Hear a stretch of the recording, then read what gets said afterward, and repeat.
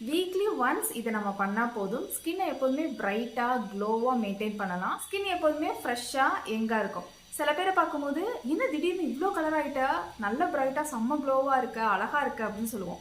சில பேரை பார்க்கும்போது என்ன இப்படி கருத்து போயிட்ட, இவ்வளோ டல் ஆகிட்ட, ஏன் என்னாச்சு அப்படின்னு நம்ம கேட்போம் இல்லையா.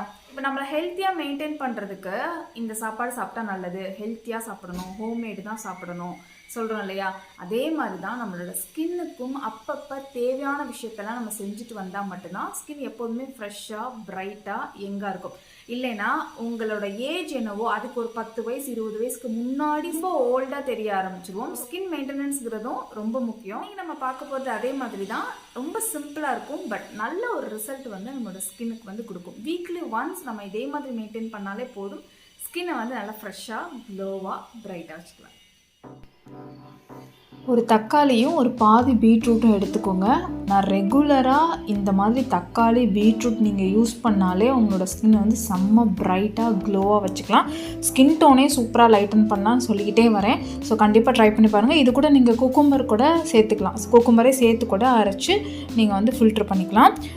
ஒரு பவுலில் ஃபஸ்ட் நான் எடுக்க போகிறது வந்து கடலை மாவு எல்லா ஸ்கின் டைப்புமே செட் ஆகும். இன்கேஸ் நீங்கள் ட்ரை ஸ்கின்னாக இருந்தீங்க, உங்களுக்கு கடலை மாவு வேணான்னு நினச்சிங்கன்னா இது கூட ஒரு ஸ்பூன் ஹனி வந்து ஆட் பண்ணிக்கோங்க. கடலை மாவு நல்ல ஒரு கிளென்சர். வீக்லி ஒன்ஸ் இந்த மாதிரி ஹெர்பல் கிளென்சர் யூஸ் பண்ணுறது ரொம்ப நல்லது. இது கூட ஒரு ஸ்பூன் அளவுக்கு அரிசி மாவு வந்து நான் ஆட் பண்ணிக்கிறேன். ஸ்க்ரப்பிங்காக நான் இதில் வந்து அரிசி மாவு வந்து ஆட் பண்ணிக்கிறேன். அரிசி மாவுமே நம்மளோட ஸ்கின் டோனை லைட்டன் பண்ணுறதுக்கு ரொம்பவே ஹெல்ப் பண்ணும். நல்ல ஒரு இன்க்ரீடியண்ட். இது கூட அடுத்து நான் ஆட் பண்ண போகிறது வந்து ஒரு ஸ்பூன் அளவுக்கு முல்தானி மிட்டி வந்து ஆட் பண்ணுறேன். நான் இந்த ஹெர்பல் பவுடர் எல்லாமே தத்துவாலஜி பிராண்ட்லேருந்து தான் வாங்குகிறேன். நான் ரொம்ப வருஷமாக யூஸ் பண்ணுறனால நான் எல்லாத்துலேயும் சொல்கிறது தான். நீங்கள் கூகுள்லேயே சர்ச் பண்ணுங்கள், அந்த வெப்சைட் வந்து உங்களுக்கு வரும். நான் வந்து ப்ரொமோஷன் எதுவும் பண்ணலை, அதனால நான் கீழே லிங்க்லாம் நான் கொடுக்கல. ஒரு ஸ்பூன் அளவுக்கு முல்தானி மெட்டி, ஒரு ஸ்பூன் அளவுக்கு ஆரஞ்சு பீல் பவுடர் எடுத்துக்கோங்க. ஆரஞ்சு பீல் பவுடரும் சேம் பிராண்ட்லேருந்து நான் யூஸ் பண்ணுறேன். வாரத்துக்கு 1 டைம் இந்த மாதிரி கடலை மாவு, முல்தானி மெட்டி, ஆரஞ்சு பீல் பவுடர் இதெல்லாம் நம்ம யூஸ் பண்ணுறோம். அதுவும் இந்த மாதிரி ஒரு இன்க்ரீடியன்ட் கூடலாம் சேர்த்து அப்படிங்கும்போது, அதாவது பீட்ரூட், தக்காளி இது கூடலாம் சேர்த்து அப்படிங்கும்போது வேறு லெவலில் ஸ்கின்னை வந்து டேனை ரிமூவ் பண்ணி நல்ல ஒரு க்ளோ கொடுத்து ரெகுலராக மெயின்டைன் பண்ணுற, டெய்லி மெயின்டைன் பண்ணுற ஒரு ஸ்கின் மாதிரி நம்மளோட ஸ்கின்னை வந்து வச்சுக்கும். ஸோ வீக்லி ஒன்ஸ் பண்ணாலும் நல்லா நம்ம வந்து ஒரு மெயின்டெனன்ஸ் கொடுத்துட்டா போதும். இது கூட வந்து கர்டு வந்து ஆட் பண்ணிக்கோங்க. கர்டு வந்து ஸ்கின் லைட்டன் பண்ணும், நல்லா மாய்ஸ்சராக வச்சுக்கும். சூப்பரான ஒரு ஸ்கின் ஒயிட்டனிங் இன்க்ரீடியன்ட். அது டேனை ரிமூவ் பண்ணும். இது கூட நம்ம அரைச்சி வச்சுருந்தோம் இல்லையா, ஃபில்டர் பண்ணி வச்சுருந்தோம் இல்லையா, அந்த பீட்ரூட் தக்காளியோட பியூரி வந்து போட்டுக்கோங்க. நல்லா மிக்ஸ் பண்ணிக்கோங்க. இதில் வெறும் கடலை மாவு மட்டும் நான் மறுநாள் அந்த பியூரி பேலன்ஸில் வந்து ஆட் பண்ணி, கடலை மாவும் அரிசி மாவும் நான் ஆட் பண்ணி ஃப்ரிட்ஜில் வந்து நான் வச்சுட்டேன்.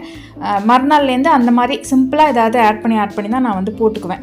அந்த பியூரி இருக்குல்ல, அது முடிகிற வரைக்கும் நான் போட்டுக்குவேன். அப்படி கூட நீங்கள் வந்து ட்ரை பண்ணலாம். ஒன்ஸ் செஞ்சு வச்சுட்டு அந்த பியூரி முடிகிற வரைக்கும் நீங்கள் வந்து ஒரு பேக் மாதிரி ட்ரை பண்ணலாம். கையில் என்ன இருக்கோ, உங்கள் ஸ்கின் டைப்புக்கு எது ஓகேவோ அது மாதிரி ட்ரை பண்ணலாம். பட் வீக்லி ஒன்ஸ் ஃபஸ்ட்டு நம்ம பண்ண போகிறது வந்து இதுதான்.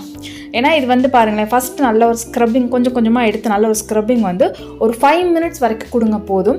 சின்னதாக கையை வச்சு ஸ்க்ரப் பண்ணணும். எல்லா இடமும் ஸ்க்ரப் பண்ணணும். சும்மா அப்படியே சோப் போட்டு தேய்ப்பணும் அந்த மாதிரி நம்ம தேய்ச்சிடக்கூடாது.